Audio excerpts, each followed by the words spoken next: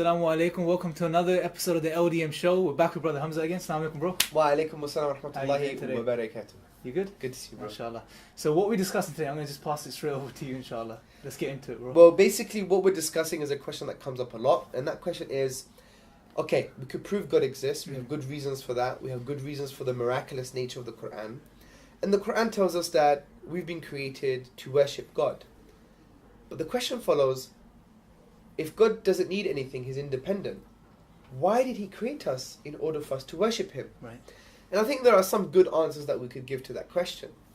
The first answer is this, is we have to understand our paradigm, our reality, God's paradigm, God's reality. We are limited.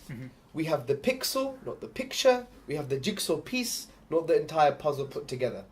God's knowledge is total. He's the totality of knowledge. We have the particular.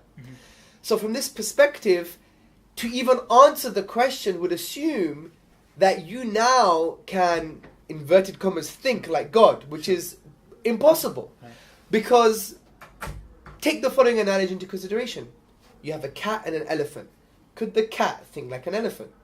They're two different paradigms, aren't they? Two different things.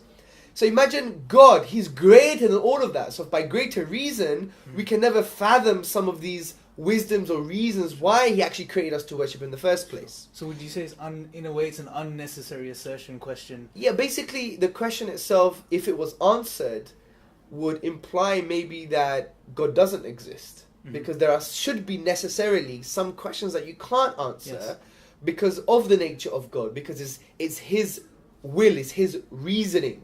And He hasn't informed us why He created us to worship Him, then it's something that belongs to God, belongs to His wisdom, and we can't fathom because of who God is. It's like a cat trying to think like an elephant, right? So what we're saying is, if we've got good reasons to believe in the existence of God, good reasons to believe in that the Quran is a miracle and it's from God, then we submit, and whatever Allah says we obey. Yeah, exactly. But we know though that there is a reason why He created us to worship Him.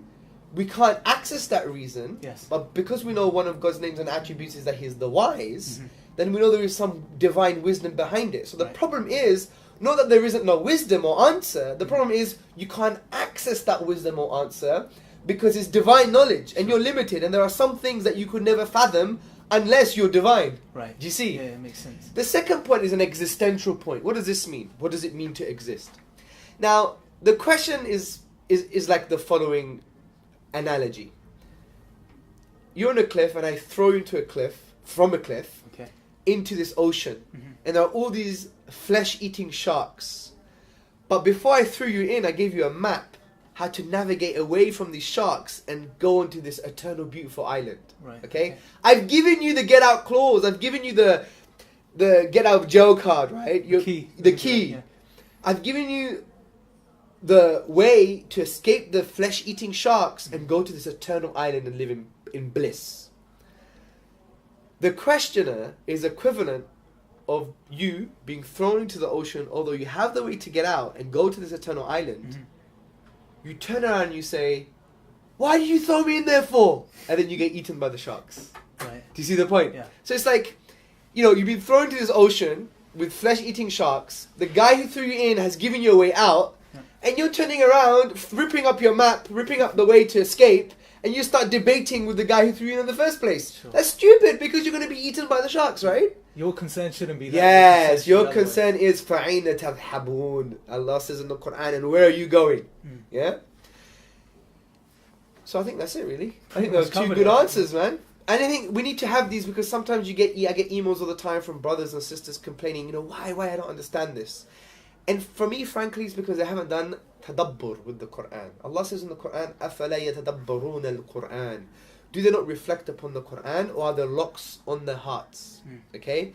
So if we do tadabbur, if we reflect upon the ayah, the verse that tells us to reflect upon the Quran, it means the more reflection we do, the more our hearts become unlocked and it receives the mercy and wisdom of God and guidance.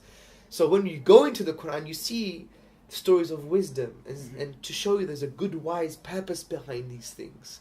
So it makes you appreciate who Allah is, and therefore allows you to answer these questions. It humbles properly. you as well in the Of course it does. Of course it does. Okay, brother, for another excellent episode. See you next time, inshallah. Inshallah.